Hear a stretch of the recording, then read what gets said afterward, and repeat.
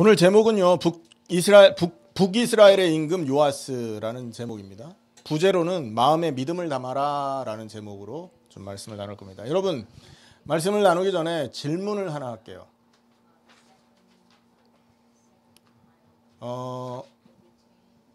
하나 물어보겠습니다. 여러분, 마음이라는 게 있잖아요, 우리. 마음이 어디에 있습니까? 굉장히 추상적인 질문입니다. 마음의 위치는 어딜까요?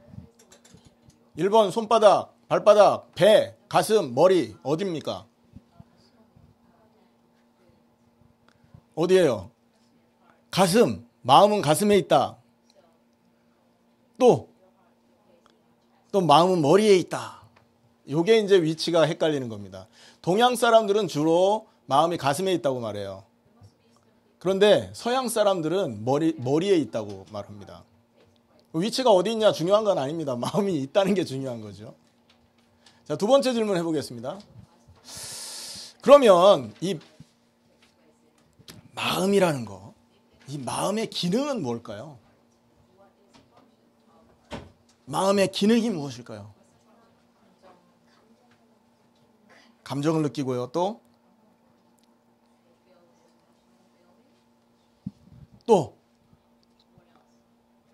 감정을 느낀다. That's it? 자, 감정도 느낍니다. 그게 마음이죠. 근데 성경을 통해서 이 마음의 기능이 있다는 것을 우리가 좀 힌트를 얻어야 돼요. 자,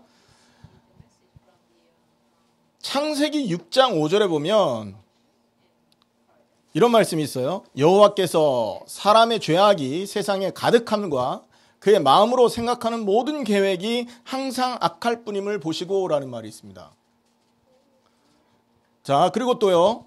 출애굽기 찾지 마세요. 제가 읽어드릴 테니까 지금 마음의 기능이 무엇이냐 이것만 여러분이 한번 떠올려 보시기 바랍니다.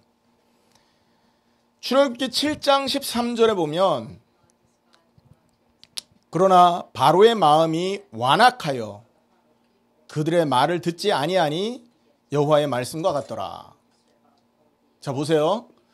창세기 6장에서는 사람의 마음으로 생각하는 모든 계획이 항상 악하다라는 말을 했고요. 출애굽기 7장 13절에서는 하나님이 바로의 마음을 강팍하게 만들었다 이렇게 말합니다. 그래서 그들의 말을 듣지 않게 만들었다 이렇게 말해요. 자, 그리고 신명기 역대하 25장 2절에 보면 이 아마샤라는 조금 전에 말했던 그 아마샤 남쪽 유다의 왕 있잖아요. 이 아마샤를 이렇게 표현합니다. 아마샤가 여호와께서 보시기에 정직하게 행하기는 하였으나 온전한 마음으로 행하지 아니하였더라. 이런 말이 있습니다. 온전한 마음. 또 신명기 10장 16절에는 이런 말씀이 있어요. 그러므로 너희는 마음의 할례를 행하고 다시는 목을 곧게 하지 말아라. 이런 말도 있어요. 마음의 할례를 행하래요. 또 잠언서 3장 5절에는 이런 말을 합니다.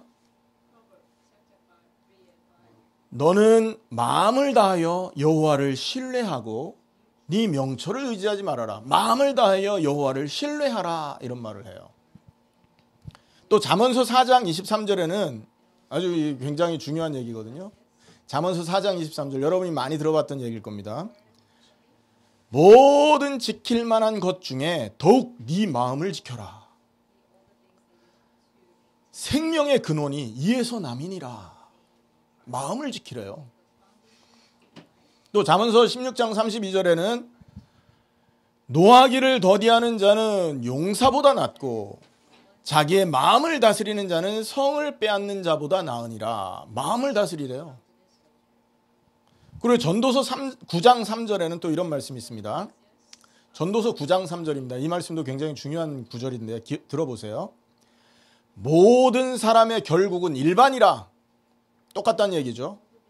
이것은 해 아래서 행해지는 모든 일 중에 악한 것이니 곧 인생의 마음에는 악이 가득하여 그들의 평생에 미친 마음을 품고 있다가 후에는 죽은 자들에게로 돌아갈 것이다.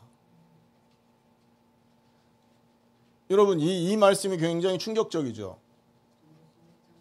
전도서 9장 3절인데요. 다시 읽겠습니다. 모든 사람의 결국은 일반이다. 같다. 이것은 해 아래서 행해지는 모든 일 중에 악한 것이니, 그러니까 모든 사람이 다 악하다는 얘기죠. 곧 인생의 마음에는 악이 가득하여 그들의 평생에 미친 마음을 품고 있대요. 미친 마음. 그러다가 후에는 죽은 자들에게 돌아간다. 이런 말을 합니다. 자, 머리에 마음이 있냐, 가슴에 마음이 있냐, 이거보다 더 중요한 게 뭐냐면, 그럼 그 마음이 뭐 하는 데 쓰이는 것이냐라는 거예요. 여러분, 이 마음은 있잖아요. 무언가를 담아놓는 그릇임을 기억하셔야 됩니다. 뭐라고요? 마음은 무엇인가를 담아놓는 그릇이다라는 거예요. 미움을 담을 수도 있고, 사랑을 담을 수도 있고, 질투를 담을 수도 있고, 죄악을 담을 수도 있고, 또는 하나님을 믿는 믿음을 담을 수도 있다는 겁니다. 그런데 있잖아요. 많은 사람들이 이 마음의 기능에 대해서는 별로 생각을 안 합니다. 여러분, 질투하는 마음이 딱 생기면 그냥 자동이야, 자동. 그냥 마음에 질투하는 마음이 확 일어나잖아요. 이빨 갈고 저 인간을 어떻게 내가 못되게 만들까? 저 인간을 어떻게 괴롭힐까? 이렇게 행동으로 그냥 바로 이렇게 일으킨다는 거죠. 행동을 일으킨다는 거죠. 그러니까 사회가 어떻게 되겠습니까? 혼란스러울 수밖에 없는 거예요. 모든 사람의 마음이라는 게 다 각자 다르지 않습니까? 75억 인구가 있는데 75억의 마음이 다 달라요. 그리고 그 마음 속에 담겨 있는 게 다 각자 달라요. 그런데 문제는 뭐냐 하면 이 75억 전 인류에 있는 사람들의 그 마음이 무언가를 담고 있을 때 행동으로 나타난다는 것을 까맣게 모르고 산다는 거죠. 여러분, 사랑하는 마음을 담으면 어떤 행동이 나옵니까? 부모를 사랑합니다. 형제를 사랑합니다. 혹은 여러분 연인을 사랑합니다. 그런 마음이 마음속에 담기면 어떻게 돼요? 사랑을 표현하게 되잖아요. 뭔가를 행하게 된다고요. 또한 사랑하는 마음이 가득 차면요, 그 사람을 위해서 뭔가를 할 수 있게 됩니다. 여러분, 크리스마스 다가왔는데 크리스마스 때 선물 왜 줘요? 사랑하는 마음을 담아서, 감사하는 마음을 담아서 그걸 단지 표현하는 겁니다. 물건에. 정말 중요한 건 그 사람이 갖고 있는 마음이 중요한 것이죠. 맞죠? 그런데 문제는 뭐냐면 세상 모든 사람이 마음의 기능에 대한 무지가 있다는 거예요. 그래서 내 지금 행동이 잘못됐구나 이것만 생각해요. 이 잘못된 것을 어떻게 고칠까 이것만 생각한다고요. 무슨 말인가 이해되십니까? 부모를 공경하라는 게 여러분 사회 가르치는 굉장히 중요한 도덕과 윤리잖아요. 부모 공경해야 되지 않습니까? 근데 많은 사람들이 내가 이 부모를 어떻게 공경할까만 생각한다고요. 뭐가 문제입니까? 그 사람 마음속에 부모를 중요하게 생각하고 부모를 사랑하는 마음이 없는데 여러분 부모 공경하는 행동이 나올 수 있나요? 없습니다. 그래서 요즘에 어떻게 됐습니까? 노부모가 가지고 있는 재산이 많아요. 그러니까 자녀들이 그 부모의 재산을 빼앗으려고 막 소송을 걸고, 그리고 부모들이 재산 갖고 있을 때는 막 간에 속에 있는 쓸개까지 다 빼주는 것처럼 하는데 부모가 재산을 다 털어주고 나면 양로원에 보내버리잖아요. 왜 그런 일이 생기는 겁니까? 공경해야 되는 걸 몰라서 그렇게 하는 게 아니에요. 아는데도 안 돼요. 왜 안 됩니까? 마음에 부모 공경하고 부모를 소중하게 여기고 부모를 사랑하는 마음이 안 담겨 있는 거예요. 그러니까 그렇게 행동이 나가는 거죠. 정말로 여러분 마음에 부모와 자식과 혹은 우리 성도들을 사랑하는 마음이 가득 담겨 있다면 그 사람이 돈이 많은 게 중요합니까? 어때요? 돈이 많으면 공경하는 척하고 돈이 없으면 공경 안 하고 그거는 이거는요 있을 수 없는 일인 겁니다. 마음에 정말 사랑하는 공경하는 마음이 있었다면. 자, 오늘 말하고자 하는 것은 바로 그겁니다, 여러분. 오늘 있잖아요, 요아스 임금을 우리가 살펴보고 있거든요. 이 요아스가 어떤 임금이냐? 여러분, 이름부터 대단합니다, 여러분. 요아스의 이름은 이 신앙 고백이 담겨 있는 이름이에요.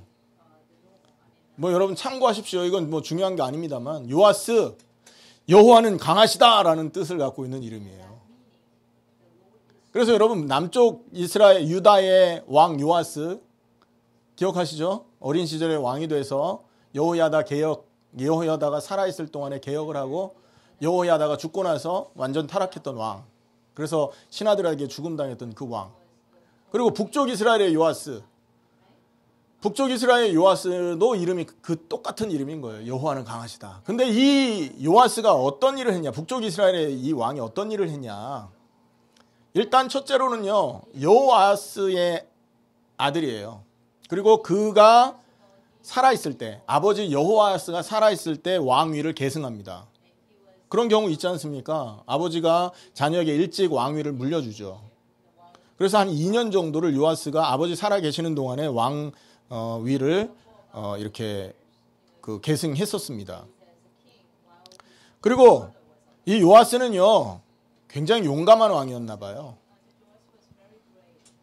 그래서 싸움을 싸우면 반드시 승리를 하고 돌아오는 그런 사람이었더라고요. 하지만 용감은 했지만 이 사람이 악을 행했던 왕이에요.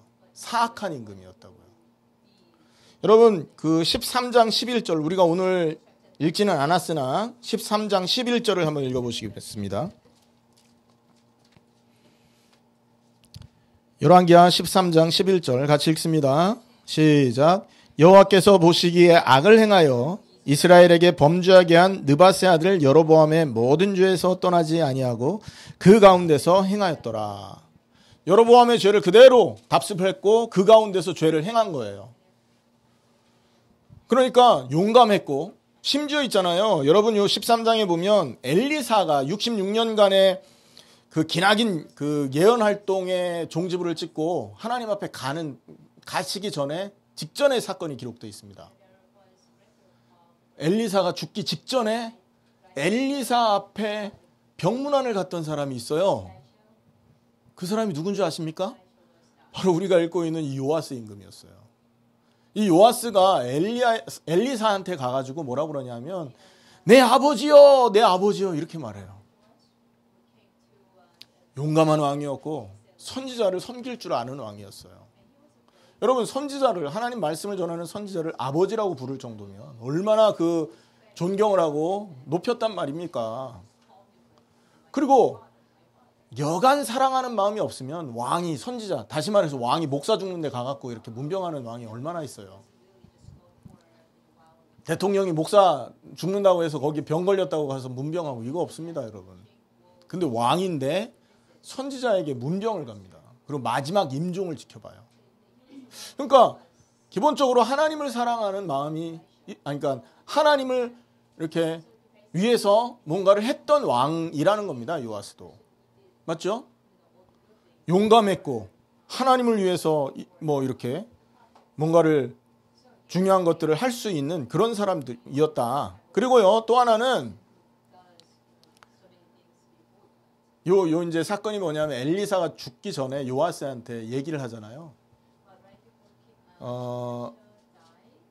그 화살을 창문을 향해서 쏘고, 그리고 또 그 화살인가 창인가를 바닥으로 찍어라 이렇게 했잖아요. 그래서 몇 번 찍었습니까, 바닥을? 3번 찍었잖아요. 그러니까 이제 엘리사가 혼을 냅니다. 왜 3번만 찍습니까? 한 5번, 6번 찍었어야 되는데. 당신이 만약에 5, 6번 찍었다면 아람 군대가 멸망했을 겁니다, 당신대. 근데 믿음이 없어서 3번만 콩콩콩 찍고 나니까 당신이 저 아람과 싸움에서 3번밖에 이기지 못할 겁니다. 뭐 이런 예언들이 있었잖아요. 그러니까 어떤 의미로 보면 요아스가 이렇게 영적인 부분에서는 좀 무감각했던 그런 사람이었었던 거죠.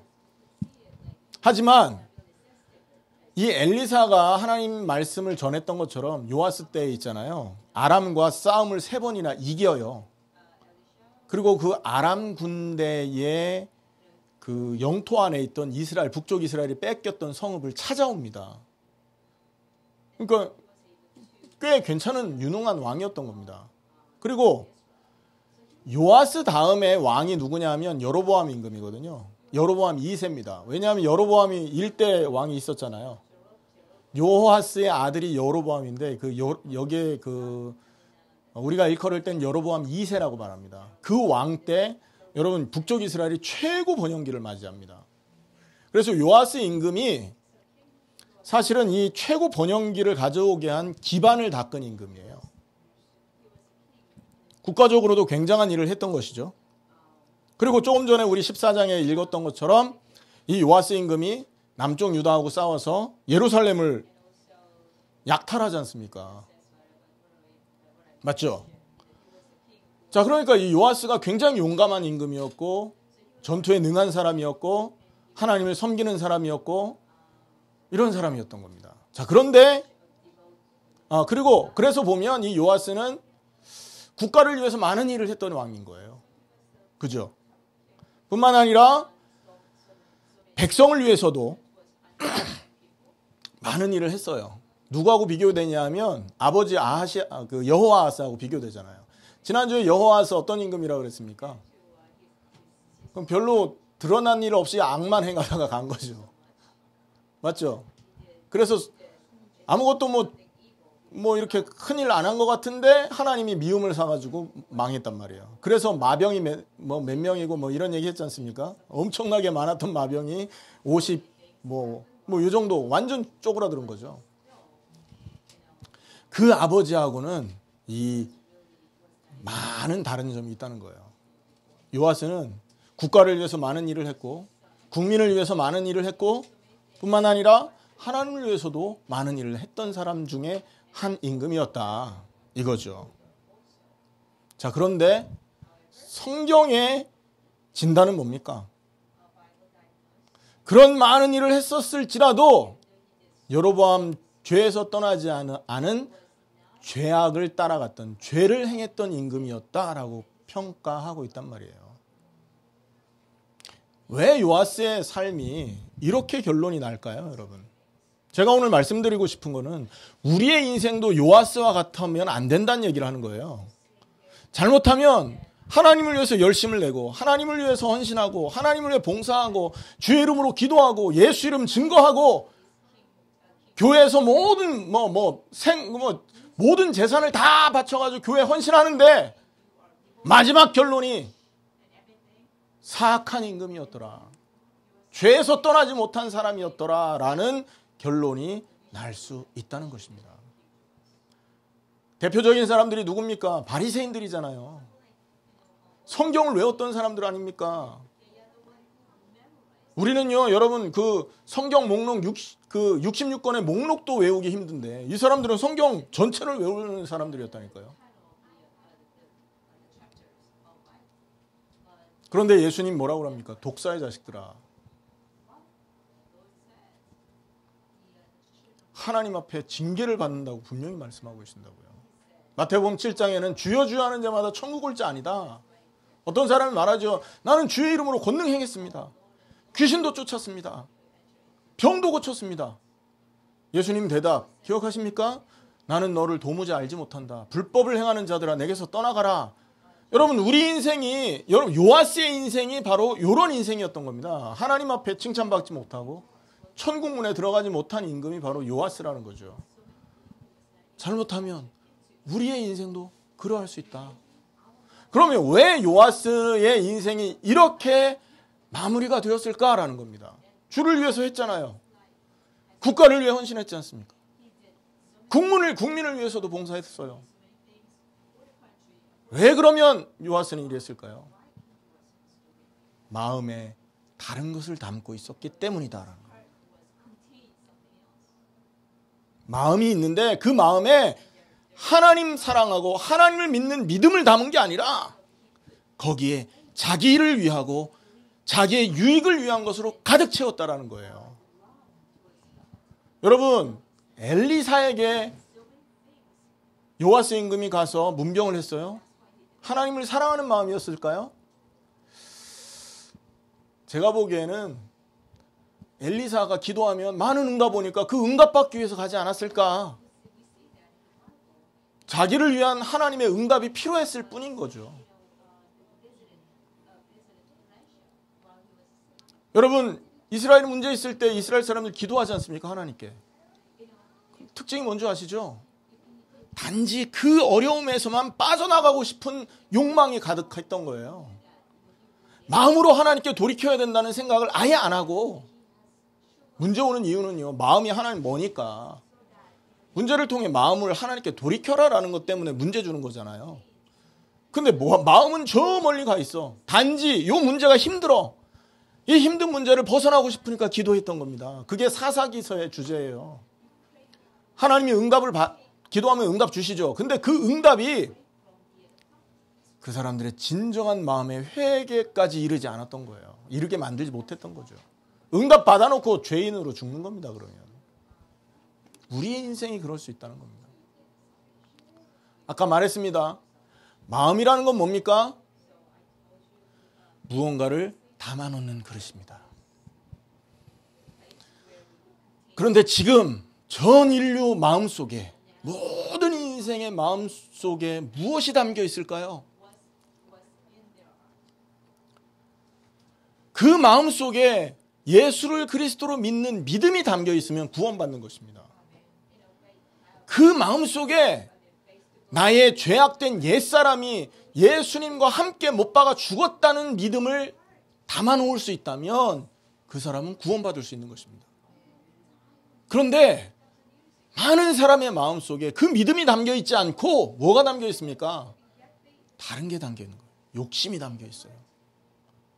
정욕이 담겨 있습니다. simple desire라고 하더라고요. 영어에서는. 정욕, simple desire라고 하는데 이런 것들이 가득 담겨 있는 거예요. 여러분, 죄라는 건 뭐죠? 기본적으로 죄의 의미 기억하시지 않습니까? 나의 유익을 위해서 하나님 말씀 거부하는 게 죄잖아요. 그런 마음 상태. 그러니까 나에게 유익을 줄 수 있다고 생각하는 건 무엇이든지 선택하는 겁니다. 이해되십니까? 그래서 종교를 선택하기도 하고요. 그래서 사람에게 아부하기도 하고요. 나에게 유익을 줄 수 있다고 생각하는 사람한테 빌붙어서 온 간이고 쓸개고 다 빼주는 수도 있는 거예요. 우상숭배입니다, 그게. 또는요, 내가 좋아하는 것, simple desire 때문에 여러분, 절제를 하지 못하는 경우 있습니다. 내가 너무 좋으니까 이거 끊어야 되는데 안 돼, 안 끊어져. 계속 가. 복음에 방해가 되고 말씀에 방해가 되면 여러분, 내가 좋아하던 거 끊어내야 되는 거 아닙니까? 그런데 못 끊어. 계속 가. 왜 그럴까요? 죄가 자리 잡고 있어서 그렇습니다. 죄가 없어지지 않은 상황. 마음에 죄가 담겨 있는 거예요. 언제부터 이게 시작됩니까? 사람의 마음속에 죄라는 게 담긴 게 언제 시작이냔 말이에요. 창세기 3장 아담과 하와 때부터 시작된 겁니다. 여러분, 하나님이 선악을 알게 하는 나무 실과 먹지 마라 그랬죠. 그런데 마귀의 말을 듣고 아담과 하와는 선악과를 먹습니다. 그때 아담 하와 마음속에는 뭐가 들어있었을까요? 죄가 들어있는 거예요. 어떤 죄? 나의 유익을 위해서 마귀의 말을 쫓아도 될 것 같은 생각이 들어온 거예요. 마음이 생긴 겁니다.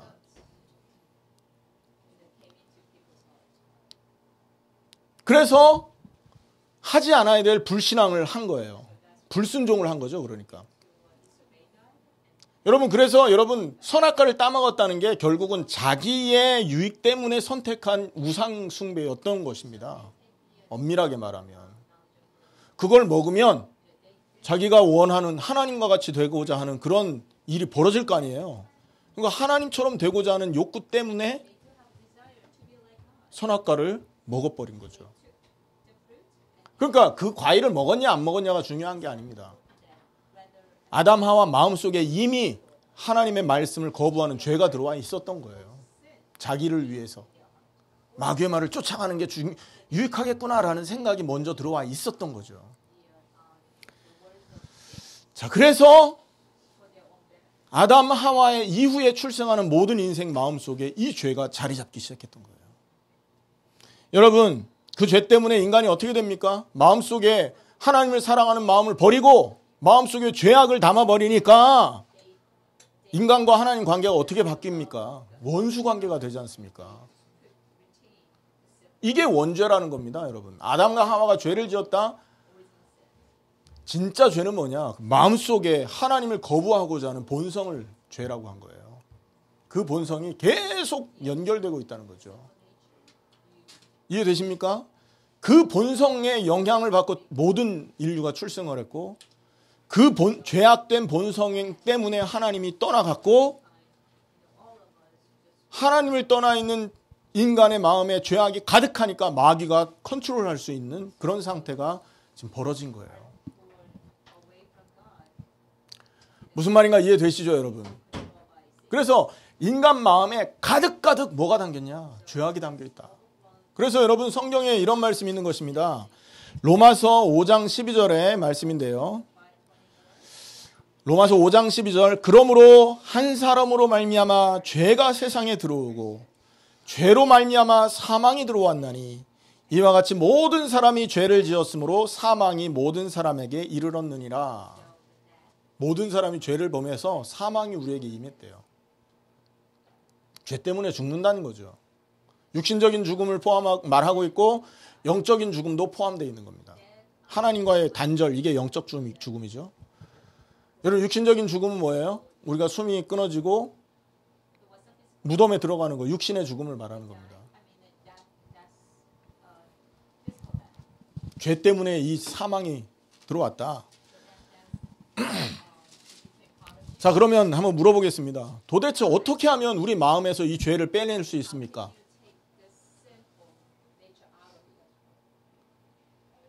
우리 마음속에 담겨있는 죄, 이거 우리 태어나면서부터 갖고 있습니다. 맞죠? 이 죄를 어떻게 뽑아낼 수 있어요?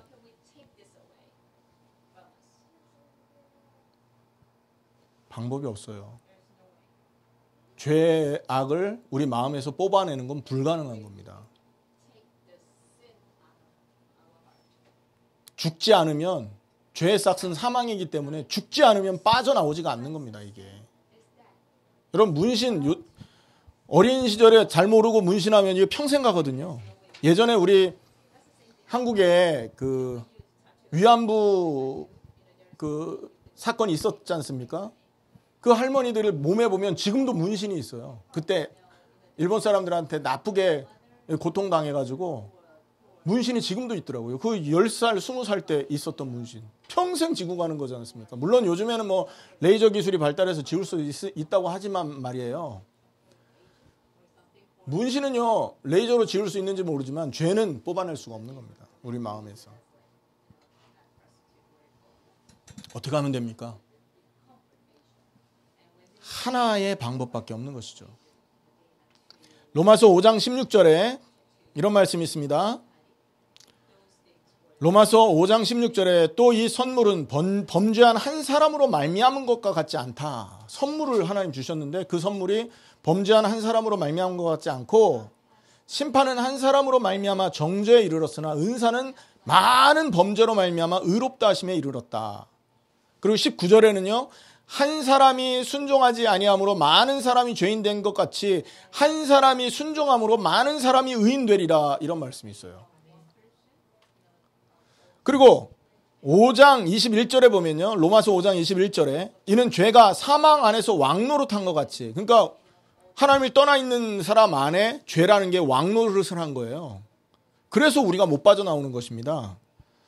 왕노릇한 것 같이 은혜도 또한 의로 말미암아 왕노릇하여 우리 주 그리스도로 말미암아 영생에 이르게 하려 함이라. 딱 한 가지 방법밖에 없는 겁니다. 그리스도 십자가의 죽음 외에는 죄에서 빠져나올 수 있는 길이 없어요, 여러분. 하나님이 성경을 통해서 우리에게 가르쳐주고 약속한 게 뭐냐면 그리스도가 오셔서 우리 마음속에 있는 뽑아낼 수 없는 이 죄 문제를 완전히 끝내겠다라는 약속을 계속했던 것입니다. 죽지 않으면 죄는 해결받을 길이 없는 겁니다. 뽑아내지는 게 아니라고요, 이게. 자, 그런데 하나님이 이런 은혜를 주시고 방법을 하나 딱 주십니다. 말씀을 은혜로 주시고 구원의 길을 은혜로 주시고 완전히 빠져나올 수 있는 방법 또한 주신 거예요. 그게 어디냐? 로마서 6장, 여러분 같이 읽겠습니다. 로마서 6장 6절에서 11절입니다. 너무 중요한 성경 구절입니다, 여러분. 우리 로마서 하면 주로 로마서 5장 8절, 우리가 아직 죄인 됐을 때 그리스도께 십자가 죽음으로 우리에 대한 하나님의 사랑을 확증하셨다. 또 로마서 10장 9절 10절, 만일 마음으로 믿어 의에 이르고 입으로 시인해서 구원에 이른다. 이런 정도였거든요. 근데 여러분 로마서 6장 7절에 6절에서 11절까지는요. 우리가 어떻게 이 하나님의 은혜를 나의 것으로 만들 수 있느냐를 가르쳐주고 있는 것이에요. 같이 읽습니다. 시작. 우리가 알거니와 우리의 옛사람이 예수와 함께 십자가에 못 박힌 것은 죄의 몸이 죽어 다시는 우리가 죄에게 종노릇하지 아니하려 함이니 이는 죽은 자가 죄에서 벗어나 의롭게 하심을 얻었음이라. 만일 우리가 그리스도와 함께 죽었으면 또한 그와 함께 살 줄을 믿노니 이는 그리스도께서 죽은 자 가운데서 살아나셨음에 다시 죽지 아니하시고 사망이 다시 그를 주장하지 못할 줄을 알미로라. 그가 죽으심은 죄에 대하여 단번에 죽으시며 그가 살아계심은 하나님께 대하여 살아계심이니 이와 같이 너희도 너희 자신을 죄에 대하여는 죽은 자요 그리스도 예수 안에서 하나님께 대하여는 살아있는 자로 여길지어다. 우리의 옛사람이 예수와 함께 십자가에 못 박힌 것은, 다른 말로 말하면 우리의 마음속에 자리 잡고 있는 죄를 뽑아내는 방법은 뭐라는 겁니까? 십자가의 예수와 함께 죽은 사실을 믿어야 되는 겁니다. 우리의 마음속에 그 믿음이 자리 잡을 때 우리는 죄에서 해방되는 거예요. 내 마음에 그 믿음이 있냐? 질문해 보세요, 여러분. 지금까지 우리가 많은 실수를 하는데 그 실수 중에 가장 큰 게 뭔지 아십니까? 내 마음속에 뭐가 담겨 있는지를 바라보지 않았던 실수예요. 단지 교회에서 하라니까, 예배 드리라니까 드리고, 헌금하라니까 하고, 전도하라니까 전도 가고, 말씀 외우라니까 외우고, 그게 다였던 거예요. 아무 소용이 없는 겁니다. 진짜 중요한 거는 그러한 일들이 내게 없을지라도 내 마음속에 정말 예수와 함께 죽은 것을 믿는 믿음이 자리 잡았냐 그렇지 않냐라는 거예요. 예수와 함께 죽은 그 사람은 성경에 보니까 뭐라고 표현되어 있어요? 나의 옛사람이라고 표현되어 있다고요. 옛사람이라는 말은 결국 뭡니까? 마음에 죄가 담겨 있는 상태. 이해되세요? 마음속에 죄를 담고 있는 사람, 그거를 보고 옛사람이라고 했던 겁니다. 하나님의 말씀을 거부하고 내 원하는 인생을 원하는 것을 위해서 살고 있는 그런 인생, 그 인생을 옛사람이라고 했던 거예요. 그 옛사람이 십자가에 함께 죽은 거를 믿고 있냐 믿지 않고 있냐 하나님이 묻는 겁니다. 이 믿음이 내 마음속에 들어와야 죄에서 해방되고 하나님이 우리와 함께하기 시작하는 거예요. 자, 결론으로 말씀을 좀 정리하겠습니다. 마음속에 이 믿음이 자리 잡고 있지 않다면 이 사람은 죽은 사람입니다. 죄를 담고 있으니까 죽은 사람이잖아요. 죄의 싹은 사망이라고 그랬고, 맞죠? 죄와 허물로 죽었던 너희를 살렸도다. 그래, 죄는 죽음이라고요. 믿음이 담겨 있지 않다면 죄로 인해 죽은 사람입니다, 이 사람은. 그런데 죄 때문에 죽어 있는 그 사람이 엄청난 종교적인 행위를 하고 있어요. 산에 가 기도하고 하나님을 찬양하고 어마어마한 걸 다 합니다. 누구를 위한 것입니까? 그게 죄가 있는데 나를 사랑하는 마음이 아직도 자리 잡고 있는데 그거를 하고 있어요. 나를 위해 하는 겁니다. 또 하나 여러분 갈등될 때 있죠. 나는 왜 하나님을 사랑하고 싶은데 하나님 사랑이 잘 안 되고 내가 원하는 것을 자꾸 일어나지? 이런 갈등 있을 때 있습니까? 없습니까? 많이 할 겁니다. 왜 그럴까요? 내가 살아있다는 증거입니다. 두 마음이 갈등하는 거잖아요. 한 마음이 없어지면 그거 안 할 거 아닙니까? 맞죠? 근데 갈등이 된다는 건 두 개가 있다는 거예요. 여러분 두 개가 있는 게 마음속에 하나님을 사랑하는 거와 세상을 사랑하는 두 마음이 마음속에 자리 잡을 수 있습니까? 없습니까? 없어요. 마태복음 6장 24절에 보면요. 하나님과 돈을 세상을 겸하여 섬길 수 없다 이렇게 말하고 있어요. 만약에 우리가 그런 갈등이 있다면 우리는 아직 옛사람이 십자가에 죽은 사실을 안 믿고 있다는 거예요. 믿음이 아직 내 마음에 자리 잡지 않은 것이었어요. 요아스 임금이 하나님을 위한 일도 했습니다. 맞죠? 요아스 임금이 전투에도 이겼습니다. 전장에 나가 늘 승리를 하니까 북쪽 이스라엘 사람들의 박수도 받았어요. 여로보암이라는 훌륭한 자기 아들을 또 왕으로 세워서 나중에 이 나라를 번성하도록 만들어버렸어요. 그래 본들 죄로 인해 죽은 사람이라니까요. 죽은 사람이 애써보니 죽은 것밖에 더 나옵니까? 냄새밖에 안 나요. 그런 사람들은. 하나님이 감동하지 않는다는 거죠.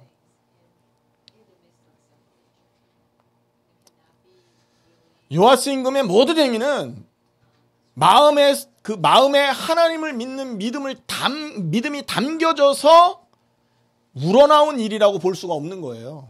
단지 자기의 판단에 옳다고 생각되는 일이라서 그 일들을 했었던 거예요. 이해되시죠? 단지 자기 생각이 옳다 생각되는 것들을 행했다고 볼 수 있기 때문에 그것을 가지고 하나님을 기쁘게 할 수 없는 겁니다. 하나님은 마음을 원하시는 거죠. 여러분 오늘 말씀을 기억하시기 바랍니다. 하나님은 우리가 먼저 마음에 하나님 예수를 그리스도로 믿는 믿음을 담기 원하시고 우리의 마음속에 십자가와 함께 죽은 사실을 믿는 믿음이 담겨지는 것을 하나님이 원하고 계신다는 걸 기억하셔야 돼요. 이것이 확인되어야 됩니다. 내 마음에 정말 그 믿음이 있냐? 그것을 믿고 있는 믿음이 내 마음에 담겨 있는 것이냐? 그렇지 않으면 우리가 하는 모든 헌신요 전부 우상 숭배가 됩니다. 죽은 채로 하는 거 아닙니까 그게? 우리가 하는 모든 선한 행위 전부 우상 숭배가 되는 거예요. 나는 도무지 너를 알지 못한다. 불법을 행하는 자들아 내게서 떠나가라. 여러분 그런 인생이 되면 되겠습니까? 요아스 임금이 그런 사람이었던 거죠. 이번 한 주간 여러분 마음을 쳐다보십시오. 기도 시간에 다른 걸 구하지 마시고 여러분 마음을 들여다보세요. 나는 내 마음속에 무엇을 담고 있는 사람이냐? 내 이 마음이라는 그릇 속에 어떤 게 담겨 있는 사람이냐? 하나님은 우리 마음에 믿음이 담기기를 원하는 거고요. 하나님을 사랑하는 사랑이 가득 담겨 있기를 원하는 겁니다. 근데 우리 마음을 쳐다볼 시간이 없어. 너무 바빠서. 너무 할 일 많아서 내 마음속에 뭐가 담겨 있는지를 바라볼 시간이 없어요. 그래서 평생을 마귀의 종으로 살아가는 거예요. 오늘 말씀 마치겠습니다, 여러분. 요아스의 인생을 보면서 기억하십시오. 나는 믿음을 내 마음에는 믿음이 담겨 있느냐, 죄악이 담겨 있느냐. 아니면 무언가를 한 번도 담아보지 못한 그런 그릇을 가지고 있는 사람이냐. 그런 경우 있단 말이에요. 여기 지금 우리 우리 청년들 또 우리 학생들 한 번도 그런 생각을 해본 적이 없기 때문에 마음에 뭐가 담겨 있는지 생각조차 못 해본 경우 많잖아요. 이번 주에 생각해 보세요. 그래서 마음에 그리스도를 믿는 믿음과 여러분 마음에 십자가에 죽으신 예수님과 함께 죽은 사실을 믿는 믿음이 담겨지기를 예수님의 이름으로 축원합니다. 기도하겠습니다.